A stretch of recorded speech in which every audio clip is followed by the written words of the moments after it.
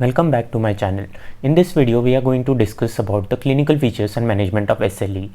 If you have not seen my previous video on SLE, please go check that out first to understand this video. So clinical features of SLE, how we can remember clinical features of SLE is that we have to remember all the features from head to toe. So first starting with CNS. CNS, the most common clinical feature of SLE is psychological features, that is easy fatigue, loss of appetite. Sometimes there could be seizures or focal neurological deficit due to cerebrovascular accident, that is stroke. Patients can also present with peripheral neuropathy, sometimes with acute confusional state. On the face, the most important clinical feature is malar rash. Malar rash is present in the on the cheek, involving the nose, sparing the root of the nose. These are photosensitive, that is whenever the patient is exposed to sunlight, the rash appears. Other clinical features are in the oral cavity, that is aphthous ulcer. In the respiratory system, the most common clinical feature is involvement of pleura, that is pleuritis. There can also be nodules in the parenchyma of the respiratory tract. In the CVS, the most common clinical feature is pericarditis. Other clinical features of CVS could be Libben-Sack endocarditis or atherosclerosis. It can also cause hypertension. In the GI tract, that is involvement of serosa causing ascites. In the kidney, the clinical feature is lupus nephritis. So patient may present with frothy urine, swelling of feet, swelling of face due to nephrotic syndrome. In the joint, it can cause arthralgia, arthritis, and involvement of muscle, it causes myalgia. Systemic OLOR features are fever and photosensitivity. One important thing you need to remember is that all these clinical features of SLE are increased whenever the patient is under stress, such as infection, fever, exercise, heavy exercise, or patient is undergoing surgery. Also, these features are triggered on exposure to sun, that is ultraviolet A light as well as ultraviolet B light can cause increase in these symptoms.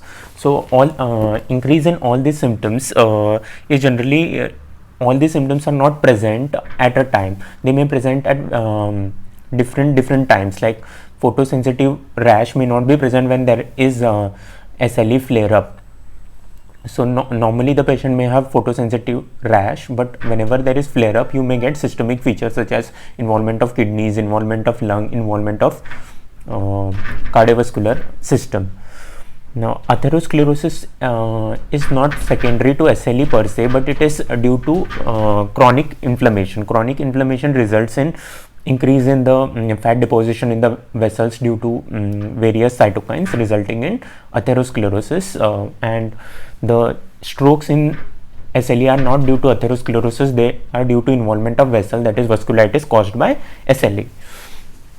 Now after this, coming to how to diagnose SLE. Diagnosis of SLE is by SLIC criteria, which involves clinical manifestation and immunological manifestation. Clinical manifestation are involvement of skin, that is acute involvement is malar rash, maculopapular rash. Chronic involvement is discoid rash, that is DLE, and paniculitis. In the oral cavity, there are oral ulcers, nasal ulcers, non-scarring alopecia, synovitis involving more than 2 joints, renal involvement. Renal involvement is defined as more than or equal to 0.5 protein create ratio, RBC cast in urine, or renal biopsy showing lupus nephritis. In the CNS, that could be seizure, psychosis, neuropathy, delirium. Hematological is hemolytic anemia, leukopenia, lymphopenia, or thrombocytopenia. The other criteria is immunological criteria, where presence of antibodies. So antibodies are ANA by immunofluorescence or by ELISA, anti-dsDNA, anti-Smith antibody, anti-phospholipid profile, that is beta-2 glycoprotein, lupus anticoagulant, or Russell's venom viper test. Low C3C4, positive direct Coombs test in absence of hemolytic anemia. This is important because if there is hemolytic anemia, the Coombs test is not considered as a immunological factor. Now all these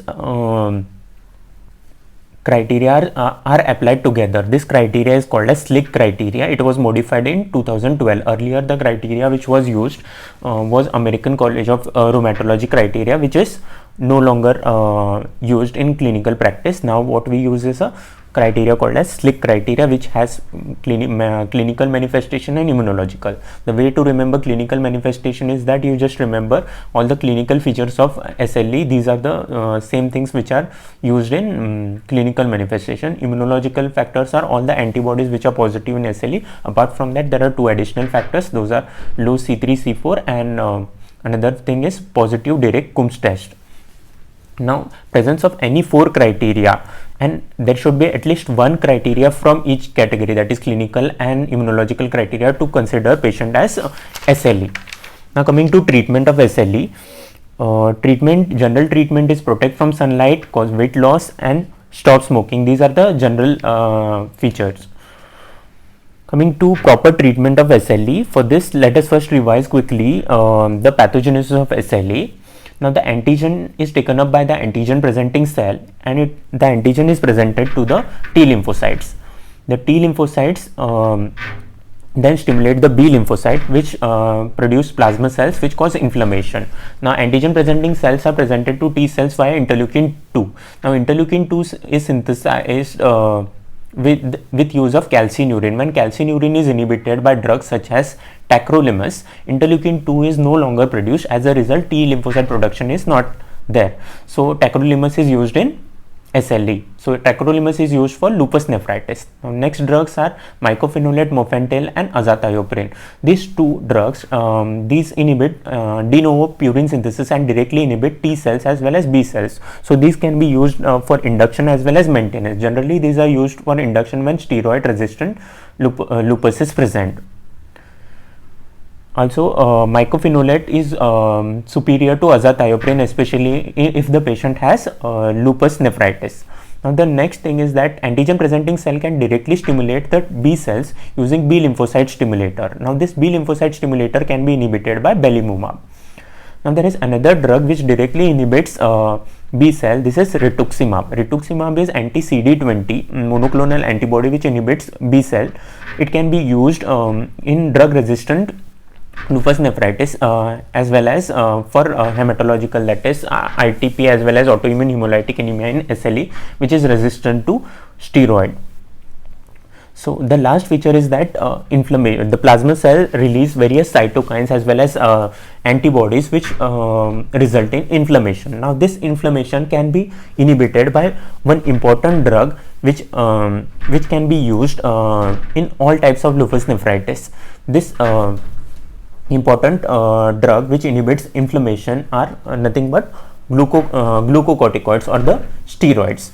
Now these steroids can be used for induction as well as maintenance. For induction, what generally we use is methylprednisolone.